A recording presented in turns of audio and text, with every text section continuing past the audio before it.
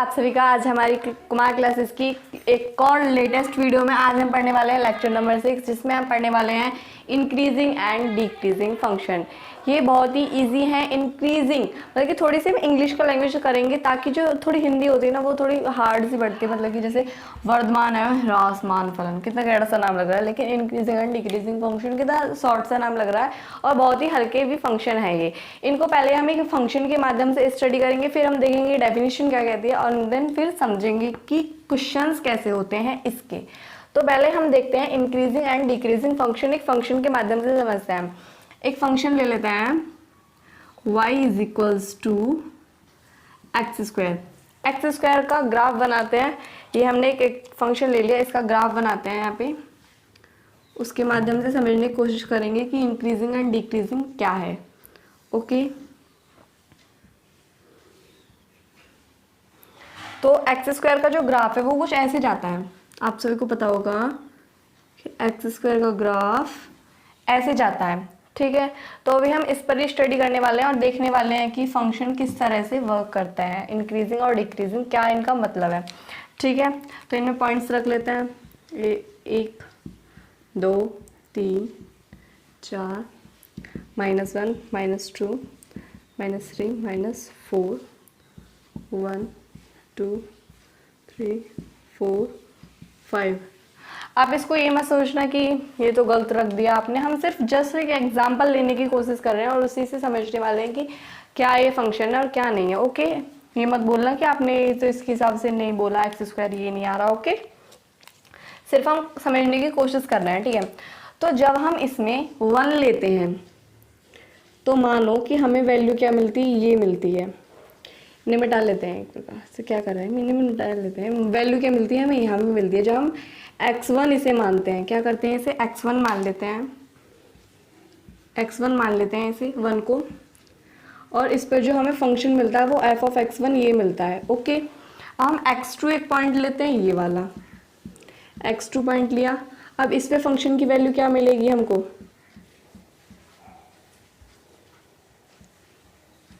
यहाँ मिल रही होगी। तो ये क्या हो गया, f of x2। तो हमने इसमें क्या देखा कि x2 जो था वो बड़ा था x1 से, कि जो x2 था वो बड़ा था x1 से। x1 छोटा है और x2 बड़ा है, x2 बड़ा है और x1 छोटा है। तो यहाँ से f of x2 भी बड़ा है f of x1 से, f of x2 भी बड़ा है f of x1 से। तो ये क्या केस हो गया, इंक्रीजिंग का केस हो गया, यानी कि वर्धमान इंक्रीजिंग का केस हो गया। अब यहाँ पे देखें, जैसे एक वैल्यू यहाँ पे ले लेते हैं, यहाँ पे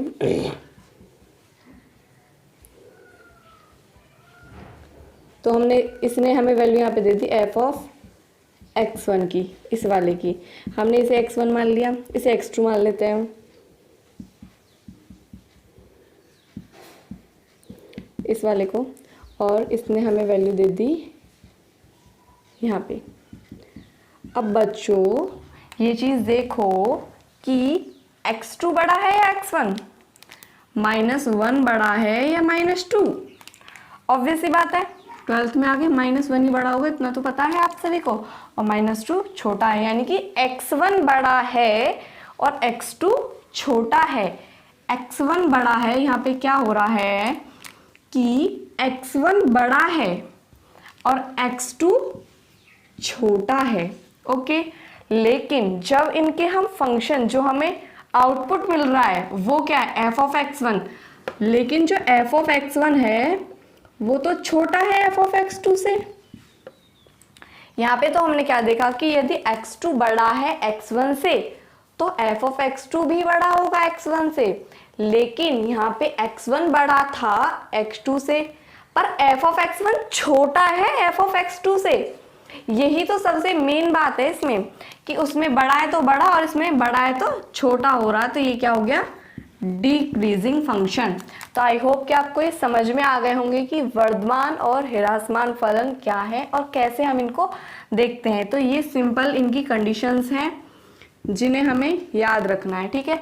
यानी कि x1 यदि बड़ा है x2 से तो f ऑफ x1 छोटा होगा f ऑफ x2 से, तो डिक्रीजिंग, और x2 बड़ा है x1 तो f ऑफ x2 बड़ा होगा x1 से। यदि ऐसे आ रहा है तो बड़ा, ऐसे आ रहा तो छोटा। तो आई होप कि आपको ये समझ में आएगा। लेकिन अब हम इसकी डेफिनेशन देख लेते हैं कि प्रॉपर डेफिनेशन क्या कहती है, ठीक है। तो डेफिनेशन देखते हैं। हाँ, तो समझते हैं कि मान लीजिए वास्तविक फलन f के प्रांत में, यानी कि जो उसकी डोमेन है, जो उसका प्रांत है, उसमें एक हमने अंतराल ले लिया i। रियल वैल्यूड फंक्शन ले रहे हैं हमें, वास्तविक फलन मिल गई, जो रेंज मिल रही है वो हमें क्या मिल रही है, r मिल रही है, या फिर उसका कोई सबसेट मिल रहा है, उसका कोई उपसमुच्चय मिल रहा है, रियल नंबर मिल रहा है, वास्तविक संख्याएं मिल रही हैं, ठीक है। तो आगे देखते हैं कि प्रांत में i एक अंतराल है। i एक अंतराल, कोई भी हमने अंतराल ले लिया, जैसे 2,3, 2,3, या फिर ये वैसा वाला ले लिया, क्लोज ले लिया, ठीक है। कोई भी हमने अंतराल ले लिया है, तब f i में वर्धमान होगा कब, यदि x1 और x2 बिलोंग्स टू i। सबसे पहले तो वो i में होने चाहिए, डोमेन में होने चाहिए उसकी, दूसरा प्रांत में होने चाहिए उसकी, यानी कि यदि x1 बड़ा है x2 से तो f ऑफ x1 भी बड़ा होना चाहिए f ऑफ x2 से। ये कंडीशन है हमारी वर्धमान की, इंक्रीजिंग की। और डिक्रीजिंग में क्या है, यदि x1 और x2 बिलोंग करते हैं i से, i के एलिमेंट हैं दो, तो यदि x1 बड़ा है x2 से तो f ऑफ x1 छोटा होना चाहिए f ऑफ x2 से। ये क्या कहती है, हमारी डेफिनेशन कहती है। और यही चीज सिंपल हमने इस ग्राफ में लेके समझ ली थी। पहले हमने एक फंक्शन का ग्राफ लिया, फिर उसके माध्यम से हमने ये जितनी भी पूरी थ्योरी थी सबको समझ लिया। अब एक आता है कांस्टेंट फंक्शन, ठीक है। कांस्टेंट फंक्शन को देखते हैं कि कांस्टेंट फंक्शन किस तरीके से वर्क करता है। तो कांस्टेंट फंक्शन में देखते हैं कि इसमें क्या होता है, यदि x1 और x2 बिलोंग्स टू i है, यदि x1 और x2 i में बिलोंग्स करते हैं और f of x1 equal to f of x2 आ जाए, यानी कि कोई फंक्शन ऐसे वर्क कर रहा हो, ऐसे यहाँ पे भी हमें सेम दे रहा हो और यहाँ पे भी सेम दे रहा हो, तो क्या हो जाएगा, f of x1 f of x2 के इक्वल, और क्या हो जाएगा, कांस्टेंट फंक्शन हो जाएगा। तो आई होप कि आपको ये कि बहुत अच्छे से समझ में आएगा। हम 3 और एग्जांपल लेके देखते हैं कि किस तरीके से वर्क करता है, ठीक है। पहले सबसे पहले वर्धमान को फिर से समझने की कोशिश करते हैं। अगर किसी बच्चे को कंफ्यूजन रही है तो वो फिर से एक बार फिर से देख लें, ठीक है। तो ये एक एक्स एंड वाई एक्सिस ले ली हमने, ये एक्स एक्सिस, ये वाई एक्सिस, ठीक है। कोई फंक्शन ऐसे जा रहा है, ऐसे वर्क कर रहा है कोई फंक्शन ऐसे जा रहा है, तो हम यहाँ पे देखिए कि जो यहाँ पे वैल्यू है और जो यहाँ पे वैल्यू है,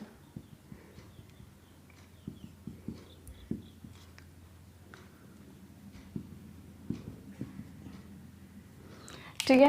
तो ये x1 है और ये x2 है, ये f ऑफ x1 मिला है, हमें आउटपुट मिला है, और ये f ऑफ x2 है। हम देख रहे हैं यहाँ पे कि x1 जो है वो छोटा है x2 से, क्या है, छोटा है x2 से, तो f ऑफ x1 भी छोटा है x2 से, ये हमें इजीली यहाँ पे दिखाई दे रहा है। ओके, तो ये क्या हो गया हमारा, इंक्रीजिंग, ठीक है। अब डिक्रीजिंग समझने की कोशिश करते हैं यहाँ पे।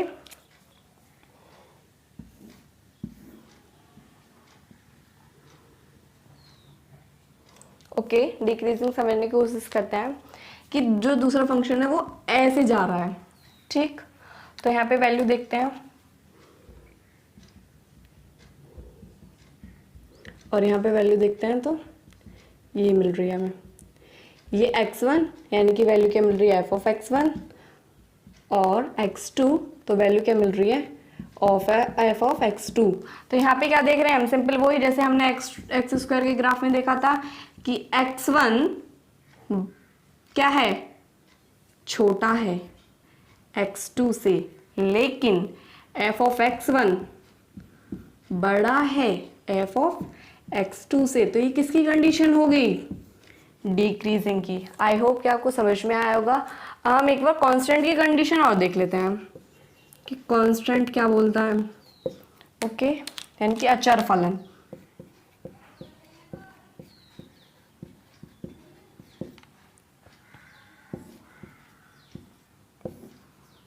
अच्छा फलन ऐसा है, ठीक है, एक्स एंड वाई एक्सिस। तो एक फंक्शन ऐसा है, क्या है, एक फंक्शन ऐसे ही है। तो हम यहाँ पे देखें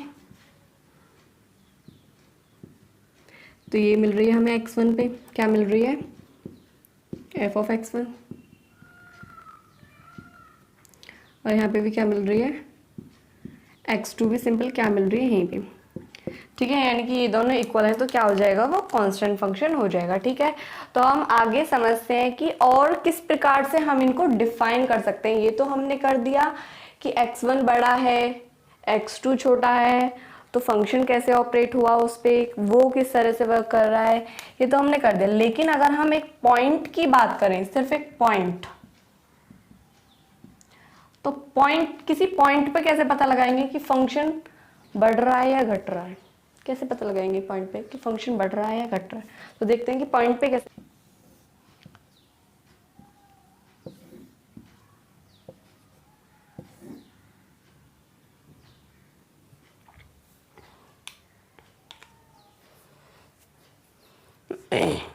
हाँ तो हम देखते हैं कि एक पॉइंट हमें दे रखा है, ये हमें एक सिर्फ पॉइंट दिया है और पूछ रहा है कि पॉइंट पे कैसे पता लगाएंगे हम कि फंक्शन बढ़ रहा है घट रहा है।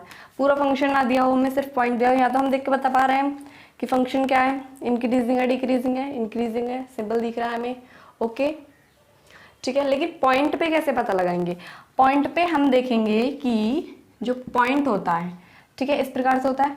तो हम क्या करेंगे, उस बिंदु से एप्सिलॉन नॉट त्रिज्या का एक वृत्त खींचेंगे, त्रिज्या का एक वृत्त खींचेंगे, ठीक है। क्या करेंगे, एक वृत्त खींचेंगे। एप्सिलॉन नॉट क्या, epsilon naught very small quantity, क्या, epsilon naught is very small quantity, very small quantity but greater than 0, यानी कि बहुत छोटी वैल्यू लेकिन 0 से बड़ी, बहुत छोटी वैल्यू लेकिन 0 से बड़ी। यानी कि जैसे कि एप्सिलॉन नॉट क्या हो सकता है, 0.0000000000000000001, इतनी छोटी वैल्यू लेकिन क्या है, 0 से बड़ी। तो इतने का हम एक गोला लेंगे तो यहाँ पे ऐसे 2 आर्क आएंगे, सिंपल बात है, क्या आ जाएंगे, 2 आर्क आ जाएंगे।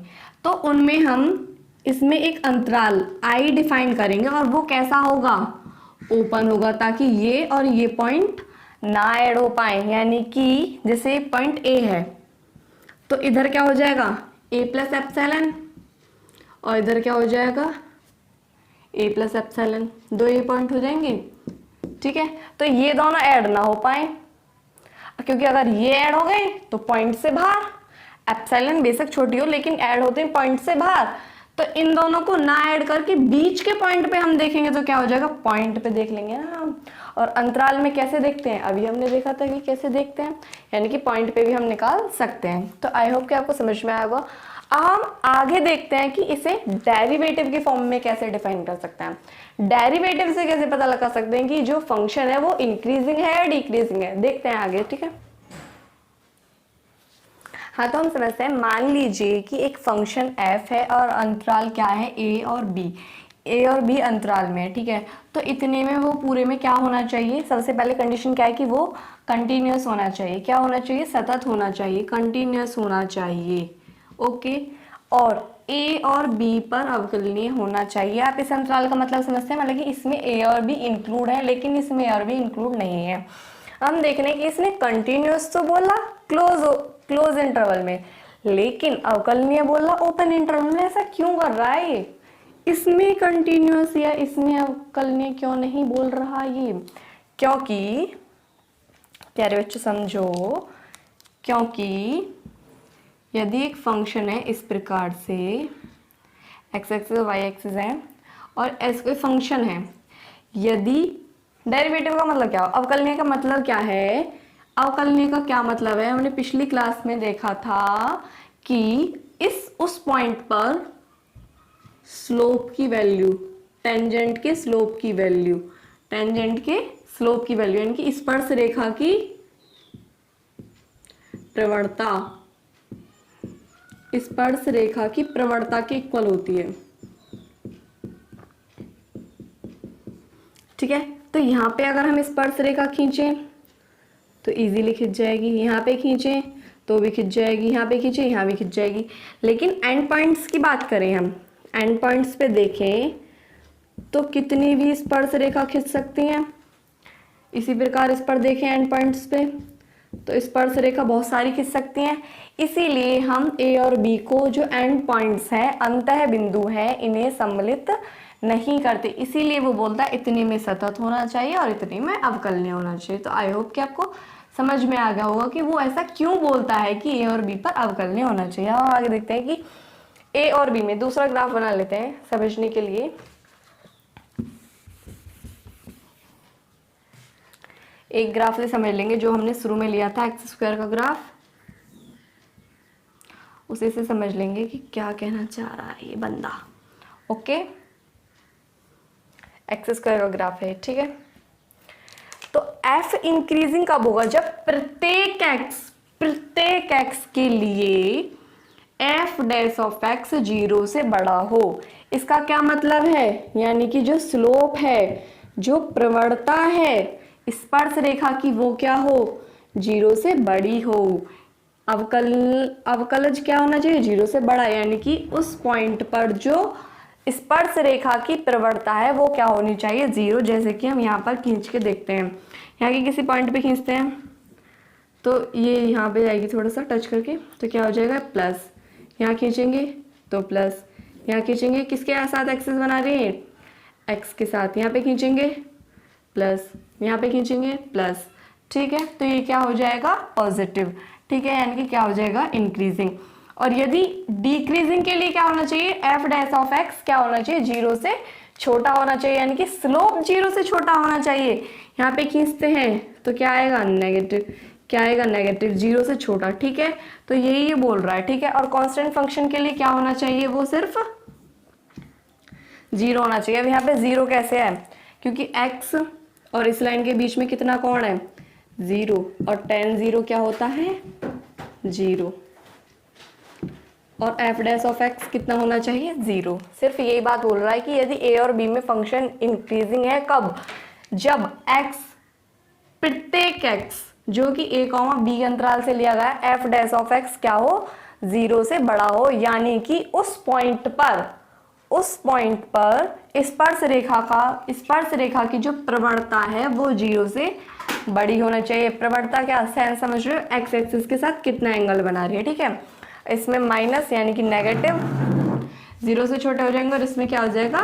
0 हो जाएगा। ठीक है, तो हम आगे समझते हैं कि अभी हमने क्या पढ़ा। यदि फंक्शन इंक्रीजिंग है तो फॉर ऑल एक्स, यानी कि प्रत्येक एक्स के लिए जो ए कॉमा बी से रिलेट करता है, एफ डैश ऑफ एक्स क्या होना चाहिए? 0 से बड़ा होना चाहिए। लेकिन ये जो हमने सबसे शुरू में कंडीशन पढ़ी थी, x1 बड़ा है यदि x2 से, तो f ऑफ x1 बड़ा होना चाहिए x2 से। हम इस चीज़ को प्रूव करेंगे कि ये ठीक है या गलत है, यानी कि प्रूव करेंगे सिंपल हम। ठीक है, चेक करेंगे या प्रूव करेंगे। करते हैं तो इसे उत्पत्ति। ठीक है, यदि x1 और x2 किस में है? ए और बी का जो इंटरवल है इससे बिलोंग करते हैं। यदि x1 और x2 इससे बिलोंग करते हैं और x1 बड़ा है x2 से, यदि x1 x2 से बड़ा है तो ये चीज़ तो प्रूव करनी है हमें कि f ऑफ x1 भी बड़ा होगा f ऑफ x2 से, यानी कि x1 बड़ा है x2 से। तो हमने माध्यमान की प्रमेय से क्या पढ़ा था? पिछले लेक्चर में हम पढ़ चुके हैं कि माध्यमान की प्रमेय क्या कहती है? यदि x1 बड़ा है x2 से तो इनके बीच में एक पॉइंट C ऐसा होता है जिसका डेरिवेटिव क्या होता है? f of x1 minus f of x2 upon x1 minus x2। Okay, तो क्या होता है? ये होता है। ठीक है, यानी कि f dash of c f of x1 minus F of x2 upon x1 minus x2। तो इसे सिंपल यहाँ पे लेके आएंगे, यहाँ पे करते हैं x1 minus x2 F dash of C is equals to F of x1 minus F of x2।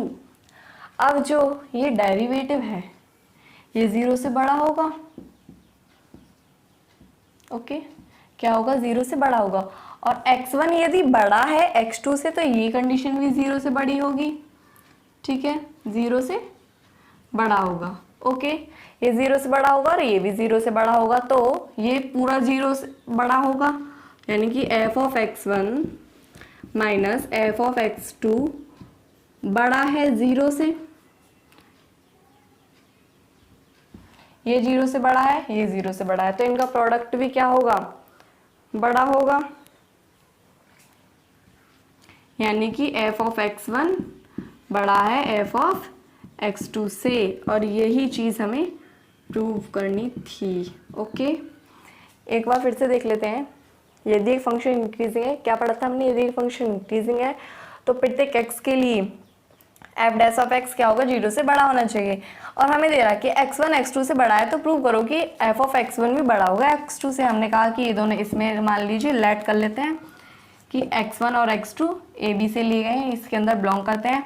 और यदि x1 बड़ा है x2 से, ये हमें कंडीशन दे रखी है कि x1 बड़ा है x2 से, तो हमने माध्यमान की प्रमेय से बाई मीन वैल्यू थ्योरम, ये हमें लिखना होता है। एक भी लाइन वैसे ही नहीं आती, सारी चीज़ें लिखनी होती हैं हमें। ठीक है, मीन वैल्यू थ्योरम से क्या पता चलता है? ये यहाँ पे प्रोडक्ट करा हमने, यहाँ पे क्रॉस मल्टीप्लिकेशन करी तो ये हो गया।